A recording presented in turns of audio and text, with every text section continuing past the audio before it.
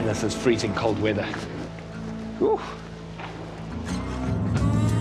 Well, it's frigid outside. It's -9 degrees as we drive across the prairie of South Dakota. Having arrived in the dark here, and we're just heading to Pierre, which is the capital of the state, to meet with Chad Switzer from Fish and Game, who is going to tell me a little bit about their white-tailed deer program. The white-tailed deer is the most hunted animal on the planet, therefore generates the most hunters' dollars in revenue, and is able to support the biggest research initiatives anywhere in the country.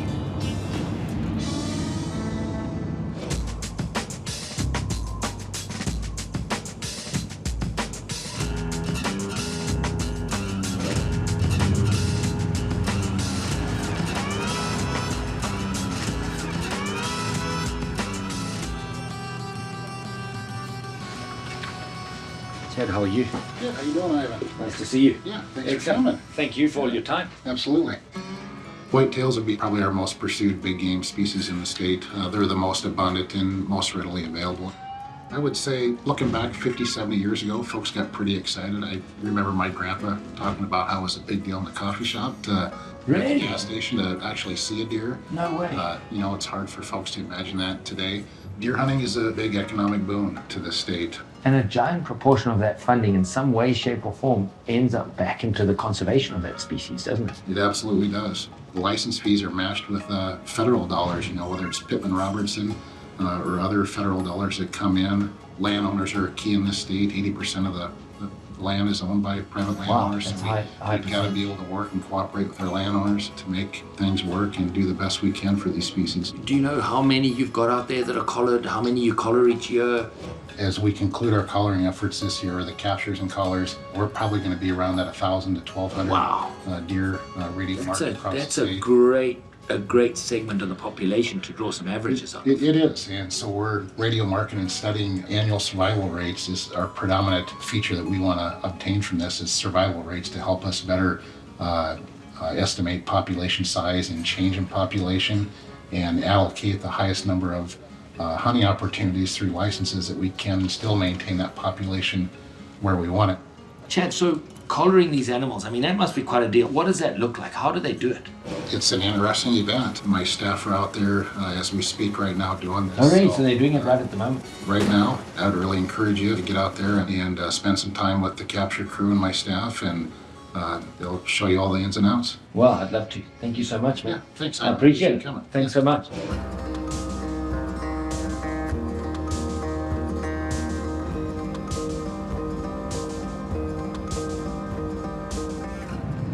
Well, we're just coming up to the Fish and Game office here in Chamberlain, where I'm hoping we're going to meet the capture team and everybody that's about to be on the front line of this deer capture. How's it, Mike? Hey, how's it, Ivan? You fine? Good, and you? Good, man. Yeah, lekker. Good. What's happening? Nothing's good. Good, and you? Yeah, good, man. Yeah. No catching today. No. Today we have, I think they say -21 Fahrenheit, something ridiculous temperatures. Yeah, leaning out of a helicopter in this weather wouldn't be fun. Not at all. So the nice thing about this system, so this is the net gun itself. Okay. Tiny little system. Yeah, it's just break up and barrel. We don't use a bolt action anymore. This is much safer, quicker. Yeah. Close it. You don't have to pull the hammer back. Only when you've got the net gun out the door and coming up to animal, you can pull the hammer back. So everything is about safety. We want to be safe in the helicopter. Of course. So there's a packed net. Yeah, so feel that one. That one's heavier. Oh, yeah, Because now you've got 4 stainless steel weights and the net inside there. So that's what it looks like when it's packed. Wow. So there's a lot of moving parts to this. Oh, absolutely. Oh, yeah. You've got so many combinations. You've got the size of the net, the mesh size, the thickness of the cord, whether the net's got knots or not, the angles, the weight size, the charge size. Then you've got the wind. Tailwind, headwind, side wind. And then the animal. Oh, then the animal. There's so many variables. You know, you look at these things and as we're hopefully going to find out in the coming days, this is one of the chosen methods of catching animals, and we're going to hopefully understand exactly why. But really, when you look at this equipment, everything from the helicopter, the pilot, the net gun itself, the choice of nets, the choice of weights, the design of this whole thing, this is some cool and very interesting stuff. And I wouldn't have thought that a 308 blank and a piece of nylon netting would be your choice for capture, but it sure is, and from what I hear, these guys do pretty well with it.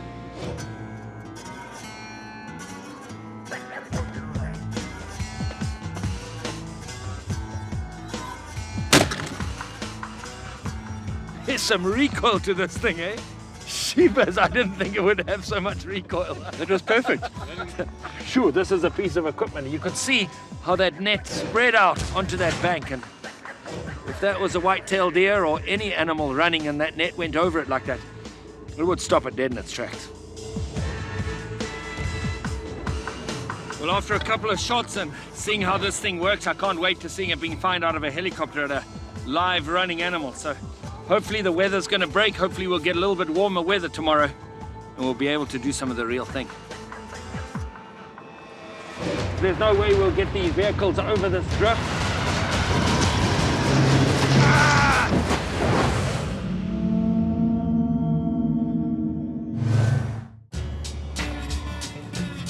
Well, here we are in a long, cold drive.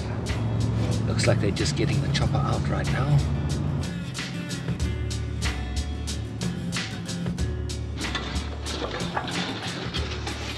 Mike, how's it, man? Hello, Damon, how are you? You certainly turned on the heating here. I'm telling you, it's tropical in this part of the world. Yo, so you're all ready to go already, eh? Yeah, we are. We're about to fire up the machine and we're going to head down to the river here and we're going to start catching a bunch of prawns this morning. They wanted us to do 210 and we're down to the last 15. Oh, perfect. So we would have liked to have got it all done, but some weather delays. It's cold. And so at what point is it really dangerous for the deer? My concern is that when we chase deer, we like to chase them quickly and get them down the ground. So if you chase them too long and it's too cold, then it can actually start breaking the lungs down and they start capillaries, they start drowning themselves. Basically their lungs start freezing. Absolutely, and then we start getting mortalities, and the whole objective is to catch these things, but this cold weather can cause a problem. Sure. So we're going to try it today with this cold weather. We just have to get onto them quickly and then process them quickly and then let them loose. Yeah. Cool. Well, we look forward to seeing you in the field. No, super. Sounds great. Thanks, man. Thanks, Good Simon. to see you. Yeah, you Lekker. too.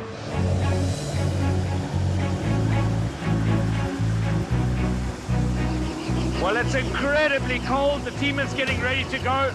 All sorts of things that they've got to keep in mind. But most importantly, the welfare of the deer in these frigid temperatures. It's below 0 Fahrenheit, which is about 20 degrees below Celsius. And so you've literally got to make sure that the deer don't freeze their lungs. So it's going to be interesting to see how they overcome this.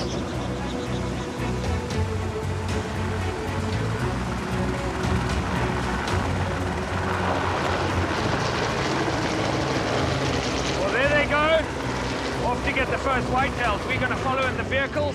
We've got a whole vehicle here full of fuel and all of the backup stuff, and so they're going to go and catch right now, and then we'll meet them at the landing zone.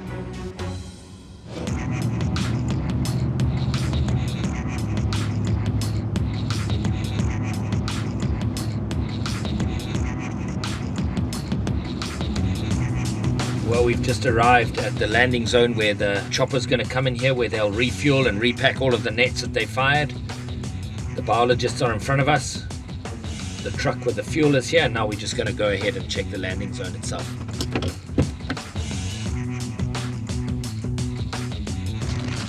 Well, the weather dictates that this is where we're going to have to stop, because there's no way we'll get these vehicles over this drift. It's quite a deep snow drift. It's probably 3 or 4 feet deep. You don't know how hard packed the snow is underneath here. So we're actually going to go into this field and set up here, and this will be where they come in.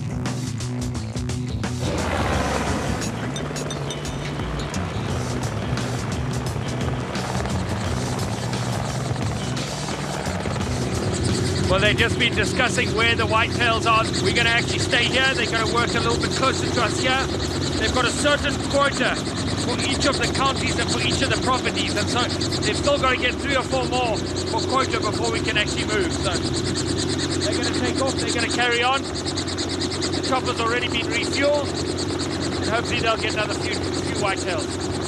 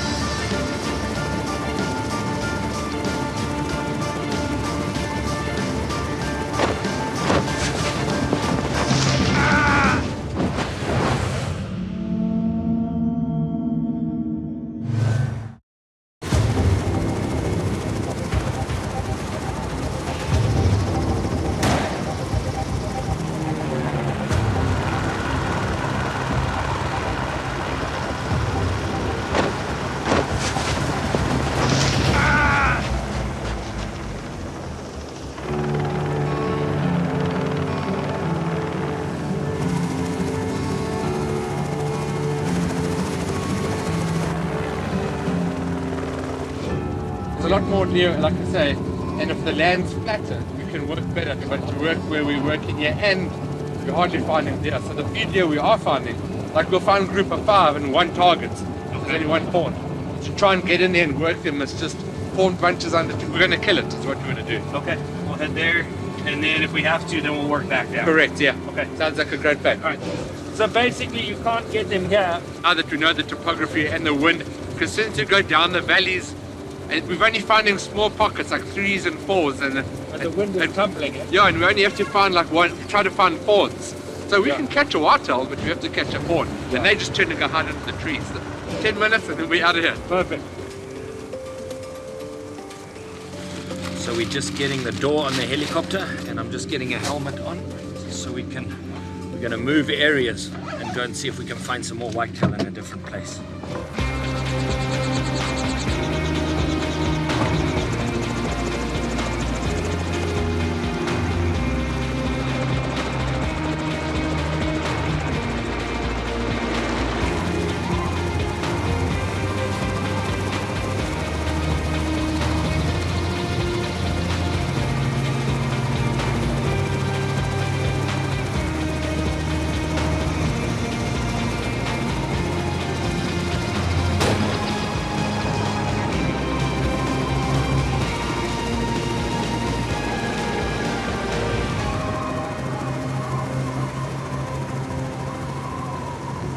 Well, step 1 is to get the net untangled, and then to tie him up so he doesn't escape halfway through the process.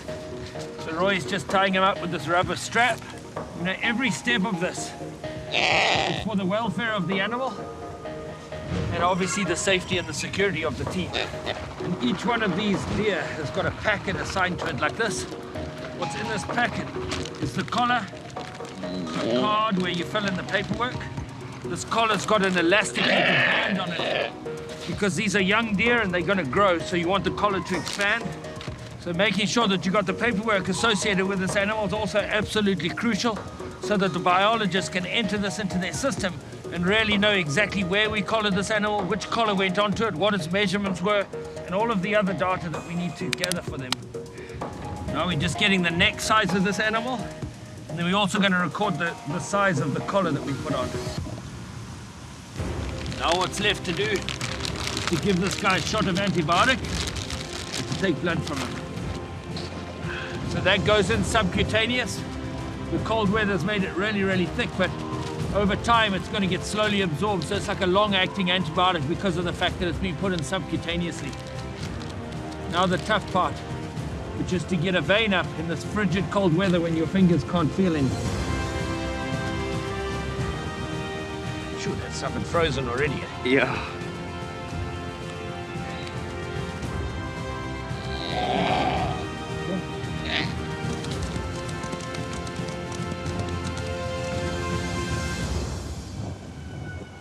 We've still got a few more on quota, but the day's not promising to get any warmer.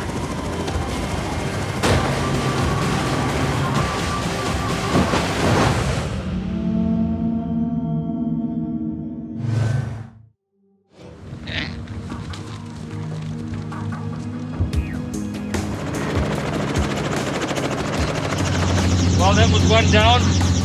All of the processing of that deer, and you realize how cold your hands get when you're out there. What amazing temperatures and what an extreme condition these animals can actually thrive in. Unbelievable. It's another collared animal, and the lessons that are learned from that collar from this whole initiative are going to help into the future conservation of this. Unbelievable initiative here.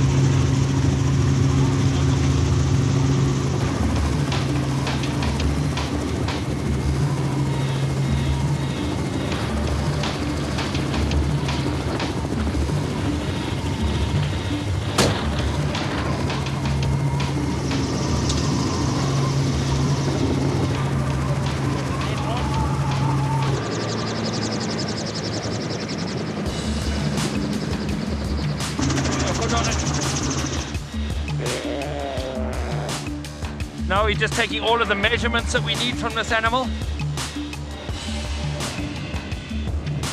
Blood almost freezes as it comes out.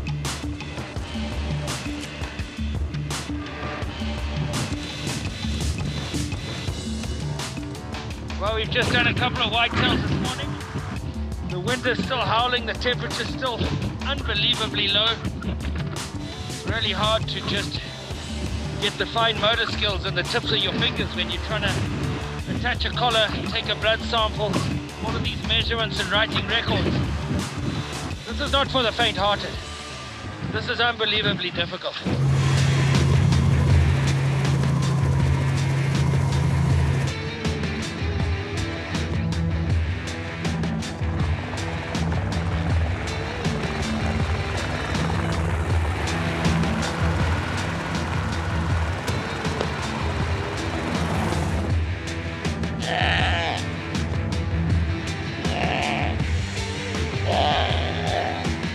These are 16 and a quarter for 314.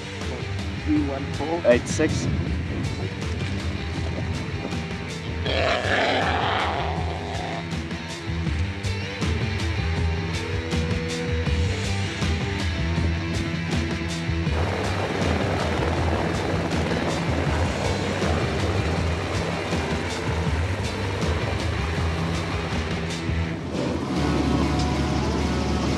We've identified another whitetail that we're going to be able to take.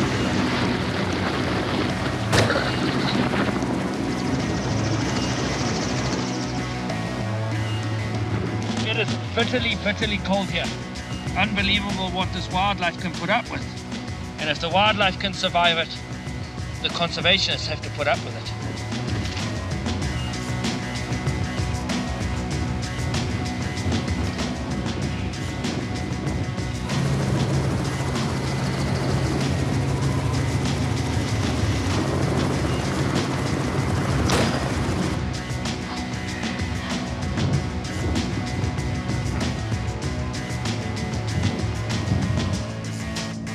This little guy's collared. He's had an injection of antibiotic. We've got a blood sample from him, and we're almost ready to untie him and let him go.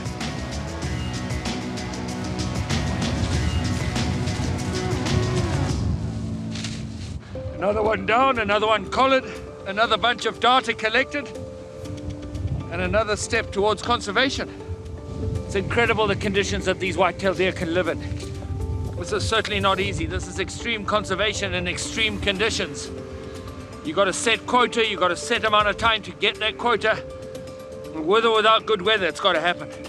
This is what it takes to do true conservation, and with all of the data that's gathered, with all of the effort that these guys are putting onto the front line, that's what's going to ensure more animals in a healthier ecosystem in generations to come. Unbelievably worthwhile, unbelievably tough team here on the front line, and man, without people like this, we simply wouldn't have the giant populations of wildlife that we have today.